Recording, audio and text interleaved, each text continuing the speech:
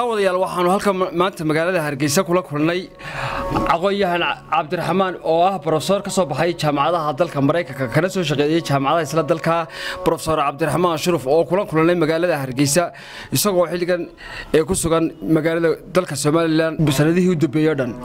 Cabdiraxmaan waxaan doonaynaa inaan wax ka weydiino arrimaha siyaasadaha xilligan ee Geeska Afrika iyo guud ahaan dhulka Soomaalida iyo waliba wadamada inta badan iyagu Ilaahay ba awood leeyahay yiraahdaa war ugu awood badan ee dunida oo hadda aad moodid inay loolan wadamada reer galbeedka iyo wadamada bariga fogba ay ku looltamayaan dhulka Soomaalida iyo madaqada ay ku nool yahay Geeska Afrika hadaba Cabdiraxmaan oo isagu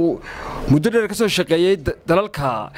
Amerika iyo caalamkaba iyo guud ahaan dhulka Soomaalida ayay doonayaan inay wax ka weydiino isbedelada dabeeleed ee xilliga ka dhacaya ama garaacaya dhulka Soomaalida professor ku soo dhawow idaacada raadiyo Baraarug dalweyn baa ka dhacay madaqadeenan sanadkan cusub waxay naga dhamaaday dagaalkii iyo qobqacdii iyo qabiilkii iyo ku jiqsidii iyo siyaasad xumo wixii oo dhan baa naga dhamaaday 2003 wuxuu noqonayaa sanadkii Somaliland lahayd waxa waqtigan loo baahan yahay aqoonti baa loo baahan yahay dib dambayso uma dhacayso jaahilnimadii iyo dagaalkii wax weyn baa iska bedelay mandaqadan Alexander ka siiyo maalintii Congress Mareykanka uu saxay 800 bilyan ee dollar ee uu siiyay Defense Ministry-ga Mareykanka wax weyn baa isbedelay lacagta waxa lagu daray budgetka Mareykanka miisaaniyadda waxa lagu daray Somaliland iyo Taiwan oo kaliya markii dambe waxa la raaciyay Ukraine oo iyadu ahayd emergency oo 45 bilyan loogu daray laakiin labada wadan ee gaar ahaan ugu jira budgetka defense-ka Mareykanka miisaaniyadda Mareykanka waxa weeyaan Somaliland iyo Puntland iyo Taiwan marka wax weyn baa isbedelay waxaynu ku xidhanay marka super power-kii ugu weyn adduunka oo ka caawinaya xagii budgetka ka caawinaya xagii tacliinta ka caawinaya xagii ka caawinaya defense-ka xagii ka caawinaya security-ga xagii ka caawinaya badbaadada xagii ka caawinaya tamarta xagii ka caawinaya waxyaabo badan oo imika la koobi karin oo sida Taiwan oo kala marka waa Ilaahay mahadi maradeen halka marayno way wax la doonaya badan aynu ku noolahay ee cadmeed gacanka cadmeed in ay noqoto wado furan oo aan cidina lahayn oo laakiin ay dawladaha xoogga weyn ee ka batay Mareykanku ay ilaashadaan si uu soo maro batroolka adduunka marka waxa bariyaan oo dhan ku looltamayay meeshan oo aad looga baqayay inay soo gasho China in Ruushku yimaado in maxay haytay Iran tan waalan meesha xitaa ay qaladayso marka waxyaabo badan baa meesha isku yimid dad Mareykanku wuxuu qaaday talaabo weyn gacankii qadbeed cadmeed wuxuu ku qabsan karaa Somalilandna heshiis buu la galay budgetkii baa lagu daray way dhaqaaqday meeshan maalintii ay maqleen cadawga Somaliland inay dhaqaaqday Somaliland oo socotay ayaa la soo diray ilhaan oo ahayd Congress-ka Mareykanka ku jirta oo waliba si laga xayuubay halkii ay ku jirtay ma garanaysaa ay ka mid ka ahayd Congress-ka guddi hoosaadkii arrimaha dibadda marka waxay halkan u timid inay sheegto in ay u dhamaatay Soomaali weyn haddii ay Somaliland ku guulaysato in la geliyo budgetka marka intii oo dhan caqaladay islaayeen waxaan daaroodiisa ka keenay imaka in la bilaabo waxay ahayd ilhaan oo meeshii ka kacay ilaa Kenya soo martay ilaa meel walba soo martay ilaa Xamar iyo meel walba tagtay ilaa Djibouti tagtay ilaa meel walba iyadoo leh ka kacay hayso waqti maalintii ay waxa bilowdeen oo tii lagu bilaabay laasaanad in laga bilaabo dagaal iyo buuq iyo qas aan loo baahnayn oo la soo dhaafay bir hore oo dadkii berigii hore ka joojiyay dagaalka iyo qaska iyo buuqa oo kamid ah Maxamed Kaahin oo maanta ka ilaahay mahadi wasiirkii daakhiliga berigaas oo maxamed kaahin shaarka la baxay garanka la baxay oo nimanka 91kii markii la soo galay cid ku duuli kartaa ma jirto maxamed kaahin uu soo joojiyay gacantiis ku joojiyay ayaa maanta isagoo 30 sanadood dabadeed maanta ay isagii dagaal u la yimaadeen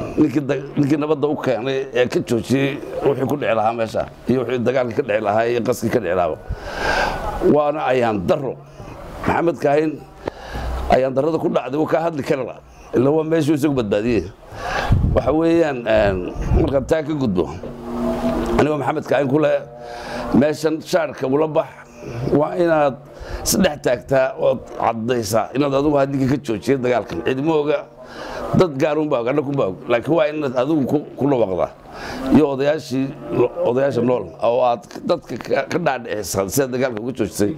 iyo garaadadii wixii oo dhan lasgu yeedha wadeedna ay ka maqnaato furaan deetana lay naga daaya qaskan beenta ka socda meesha bedelkan ka dhacay adduunku waxaa la socdaa oo iyadiina nabaddu ay wadataa shidaalada khayraadka oo dhan shidaalkii bay wadataa shidaaladana beenta moodayseen waa wax dhaba marka maqashaan shidaalkan ingiriisku samaynayo iminka ay magaranaysa kambanigan inoo yimid cusub wado waxa weeyaan kambani maaha cusub waa dowladda ingiriiska wada marka waa inaad ogaataa inay waxaan run tahay waa dowladdii gacan bay ku leedahay dowladda ingiriiska waanu soo baxayaa way ogaayeen weligood bay ogaayeen inay ku jira shidaal beelahan marka iminka waxaa la ogaaday mar haddii ay ku jirto defense ministerigii maraykanka budgetka somaliland oo ay ka mid tahay in ay tahay haddii la yidhaahdo wadciga isbedelay marka investmentkii waxaa imanaya dowladaha waaweyn oo dhan iyo dowladaha kaleba waxaa ma garanaysaa maanta madaxweynuhu tegaya 2 cisho dabadeed bisha 13keeda dubay waxaa dubay lagaga wada hadlayaa oo abadaba ay bixinaysaa budget ay Soomaaliland ugu deeqayso waxa ay kala xiriiraysaa xagga security-ga iyo xagga magaranaysaa tabarta iyo wax walba inay ka caawisay doonaysa wax wajhi cusub ay noo furmay wixii mar labaad ku celiyay way dhamaatay dagaalkii sokoye iyo wixii qaskii iyo wixii waqtigii wax soo galaya ay dadku gal lahaayeen nabadgelyo ay dadku shaqaysan lahaayeen aynu abadaba noqon lahayn iyo garashada waxaan noqonaysaa wadan sida imaaraadka carabta haddii la yiraahdo fiisooyin u dira maxay ahayd India iyo Pakistan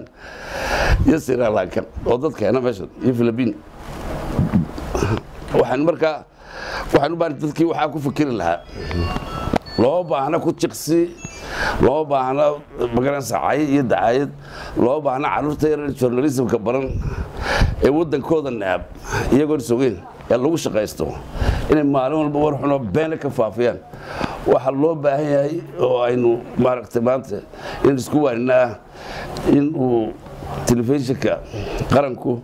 isbedel weyn ku dhaco imanka sidaan uu yahay waxa weeyaan wati faqashtiyo kale waxa la garanayn weeyanba oo aan lahayn TV waxa loo baahan TV-ga wacyigelin caadi oo noqdo oo ka hadla arrimaha Soomaaliland oo ka hadla dad la waraysto aqoonyahana oo ka hadla arrimaha Taiwan sidee hore u martay inta ay ku jirtay magaranaysaa Mareykanka oo waxba uu ka qaadi waayay China weynihii meesha doonay inuu qabsado wuxuu ku qabsado ilaa imanka ay qaadi laayeen wadada ay marayna waa taa waa in dadka saarin ooga dhaadhiciyaa waa in la tusaa wixii ay soo maray oo dhan laga tusaa TV-ga habeenay maalin ka shaqeeya wacyigelintaas bilkaana waa ku adkeynaya heshiiska uu Mareykanku uu madaxweynaha dalka Mareykanka Biden uu saxeexay oo ahaa in ciidamada Somaliland gaar ahaan qaybta difaaca militariga kale ay ka mid noqdaan heshiiska wadamada heshiiska Mareykanka la galo qaabka uu Somaliland la galaya waxay ka dhigan tahay dhanka Mareykanka dalkaas iyo kale iyo dalkan heshiiska la galay waa su'aal aad u wanaagsan waxa jira wax la yiraahdo national interest ko waxaan gaarka u leeyahay Mareykanka oo marnaba ka maarmi karin waxyaabaha aanu xitaa ka sheekaynin mogti ayay ka mid tahay waddanka definitely waxay boqolkiiba boqol daba socotaa heshiiskan ka dhacay Somaliland iyo Mareykanka oo ay islahaayeen ila dadku wax ma garato aan waxbana baran moogtay markii hore ay islahaayeen marka ay Ismaaciil Cumar Geeli iyo madaxweynaha Soomaaliya iyo madaxweynayaashaas tagaan Mareykan ay arrintan xalil doontaan oo marka loo baahna tan arrimahan ka socda ma garanaysaa Somaliland la aqbalay marka waxay islahaayeen tiiba arkayaan soconayn oo iyagii waxa loo isticmaalay sidii dawladda Afrikaanka waxaba laga bixinayay marka security-ga iyo sidii loo siin lahaa lacag yar oo xagga ay la dagaalamaan shabaab marka wixii weyn ka baxnay senatorska Mareykanka Congress-ka Mareykanka waxa uu sheegeen nimankii meeshii yimid madaxtooyada in Somaliland aanay ku noqon Soomaaliya way abid kala socdeen ay u sheegeen waxaana u sheegeen in marka ay tahay Somaliland meel ku xidhan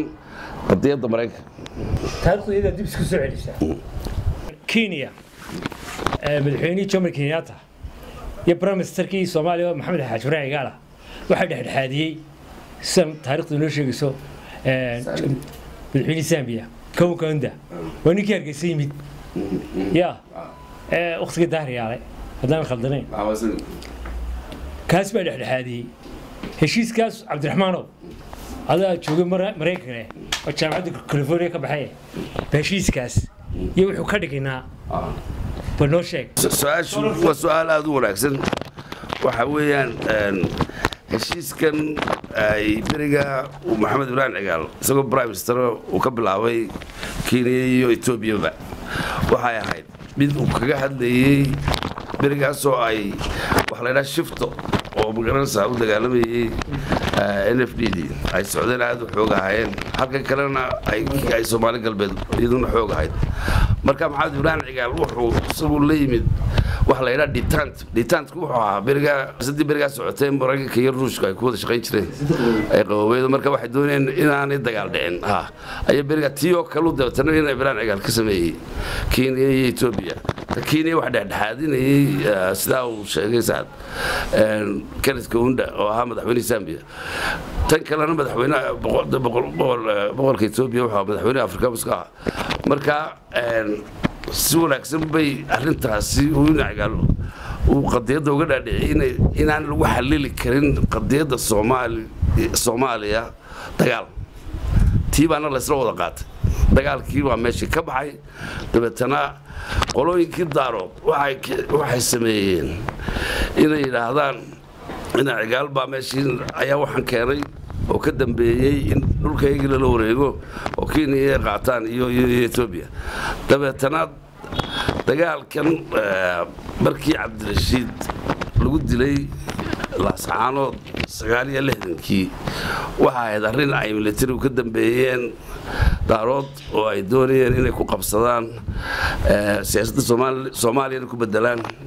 madaxtooyadana ku qabsadaan dabeetana way ku saksiisgaroobeen iyagaana revolution ka dhigay dagaal daarood waxa kale oo meesha ka jiray dagaalkaasi markuu dhacay in ma garanaysaa ay dabeetana ay madaxweynihii Cabdirashiid meeshii lagu dilo dabeetana ay revolutionkiina uu dhaco 12kii October 1969 oo dagaalkii la doonayay dagaalka lagu dilayna waxa la saacanood tii beriga ay sameeyeen ayay yiraahdeen maantana ka sameeyay markay arkeen iyadoo ay dhacday qadiyadan maanta uu Musabbixi madaxweynaha iyo Mareykanku ay ku heshiiyeen tiyo kalaana la waday in dagaalkii dadna halka ay ku baabaado oo la inoo keeno qolooyin China iyo wata oo ay ku jira siyaasadda Somaliland oo ku xidhan dadka qoladan aynu nahay jaarka ayaa dabeetana waxaan oo dhan ka dambeeyay dadtiina maanta ma soconayso Asia badeedo dhan cid marmayso haday China qabsato amba Taiwan laga kiciyo meesha marka waa marinkii loo mariyay kaba maarmi kara marnaba tan gacanka cadneedna waa la mid kama maarmi karo marnaba waxa weeye taasoo kaliya kuma xidhna waliba waxa ku xidhan tacliintii waxa ku xidhan security waxa ku xidhan in military loo soo tababaro waxa ku xidhan security waddanka si loo ilaaliyo waxa ku xidhan sidii bulshadadeedka loo dagaalamo waxa ku xidhan si dhaqaalaha Soomaaliland loo adkeyn lahaa loo weyneyn lahaa sida ay u noqon lahayd Taiwan nimanka waxa weeyaan waddanka kaliya ee chipskan computer ku jira sameeya 75% 80% bay sameeyaan adduunka chipska computer haddii ay maanta la joojiyo oo ay China qabsato meesha u baabaya chipska aragtay computerada dhan sida chipka marka waxa weeyaan sidaas oo kale dhaqaalo waxa saa u galay waxa weeyaan waa Mareykanka kiciyo oo halka gaarsiiyay tacliinta iyo si walbana isaga gaarsiiyay waxay ka mid tahay Taiwan oo dadku ay yiraahdaan Mareykan qaabka qolo ka mid ah innakana halkii ay Taiwan taagneed ayaa sanadradii meesha keenay Congress-ka bilskii la ansixiyay leenugu daray ay sheegeen qaraaradii oo ay ku sheegeen inay noqonayso Taiwan marka heshiiskaas wuxuu ka dhigay Soomaaliland way ka baxday mahdiyadan ama madaqadan Soomaalida waxay ka baxday Afrika oo dhan xitaa lacagta lagu siinay la nooc ma ahaato waa budgetka Mareykanka ku jirta oo reer waa la allocate gareeyay waa lagu saxay miisaaniyadii ku jirta marka ibriro kale lacag baa xitaa maartay ugu horeysa imanaysa marka weyn ka soconay meesha ma aha sidii la moodiyay marka waxaan dadku u sheegaynaa waa in la socdaa wacyigelintan cusub waa in dadka laga dhaadhiciyaa inaan ahayn Soomaaliland tibergii shalato waa inaan ahayn Soomaali weyn weynida ku jirta Congress-ka ee Soomaalida Ilhaan Cumar arinta markii ogaatay iyo dhanka siyaasadda Soomaaliland ay ka ciyaartay Mareykanka bal arrimaha u timid Puntland markii heshiiskaasi dhacay laba cisho kadib si degdeg ah bay u soo socday bal arintaas waxa keenay Taiwan bay garanaysaa la foreign affairs ku jirtay waaxda arrimaha dibadda ka mid ah iyadu dabeetana waxay waday intaas oo dhan waxay waday haddii la yiraahdo inay Soomaali weynteedan ay iyadu halkan ma garanaysaa ay u fadhiday meesha maalintii ay aragtay in budgetkii la saxay ay halkan u timid si ay mandaqadan oo dhan ugu wada sheegto inay Soomaaliland ka baxday oo ay noqotay Taiwan oo ay yeelayso difaac gooniya oo ay Mareykan la mid tahay marka inta aan wixii gelin in calqalad la sameeyay ay u timid halkan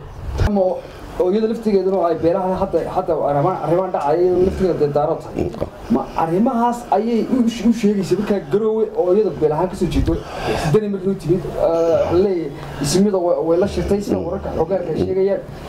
bal arrimahaas iyada waxa u timid oo u sheegaysay xaalka Soomaaliya halka maanta maraya siyaasad ahaan arrimahaas inta u timid ayay waliba iyadu ay raad badan ku lahayd Kenya waxay ku jirtay qaxootigii Kenya oo waxay garanaysaa dadka ismada jooga halka iyo cuqaasha iyo group sidaas oo dhan bay joogtay waxaas oo dhan la soo shirtay waxay la shirtay qolooyinkii xitaa Jubbooyinka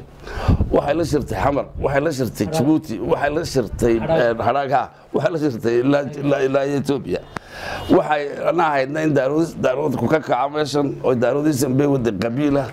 in arintaasi aan marnaba Soomaaliland loo ogolaano dagaal ka xigaan madaxweynaha Soomaaliland waxaan leenahay madaxweyne wixii qadiyadu waa qadiyadii 1967 waa in ka dhacdaa waxa weeyaan lama ogola meeshan inay hagaagto dagaal qabiil oo bere hore laga tago adduunyada dhan ka baxday oo isir ayaa la wada dhagaw dhigin waxaan leenahay qadiyadda waxa weeyaan Soomaaliland sare u socotay waxaan leenahay madaxweynaha dalkii tacliinta lahaa keen waxaan leenahay madaxweyne qiriqirkan aad meesha u dhiibaysan naga daa dad waxa loo baahan yahay ruugcadaadiya oo wax qaban kara oo dadka wax ka dhaadhicin kara oo habeenkii TV-ga ka hadli kara oo baarlamaankan waxa weeyaan garanaysaa qiriqirka isaguna iyagoo maanta ay og yahay iyagoo og maanta inka askariga ah ee jiida hore jooga $100 qaato ninka macallinkii $200 qaato ninka dhakhtarkii $200 qaato intay istaageen iyagoo si faashil oo hadlayo waxshnimo ay yiraahdeen $4,000 halana siiyo meeshan oo Afrika meeshii oo inaan wali siriidi la soo bixin meeshii oo wali aan dhaqaaleyn istaagin ka yeelimayno madaxweyne adigu wax ka yeelin petition baan hadii kala qori doonaa aanu leenahay nimankan laga dhigo sida yaan la siin guna mooyaane yaan lacag helin marka madaxweyne arrintaa aad looga fiirsado waxaanu leenahay madaxweyne maanta horta waa maalintii tacliinta sidaan horeba u sheegay maalintii qorigu way dhammaatay maalintii waynu dhaafnay la islaynayay ee dagaal la iskula soo baxayay waa maalintii qoriga way dhammaatay maalintii tacliintaa socota maalintii waxgaradkaa socda maalintii u baahnayn dadka in laga dhaadhiciyo wax ayaa socota marka waxaanu leenahay madaxweyne dadkii maanta waxa weeyaan cadowgan la dagaalamaya ma aha kii qoriga sitay ee magaranaysa aynu arkaynay ee halkaa kuu soo fadhiyay waxa weeyaan nin aanad arkayn oo ah baadida nin baa kula dayday daal la kaa badane oon doonahay inaad hesho daay nabidka dadkuna moodayaan duul walaalo oo xudaxsoonayn qoladaasaa ka buuxda waddanka maanta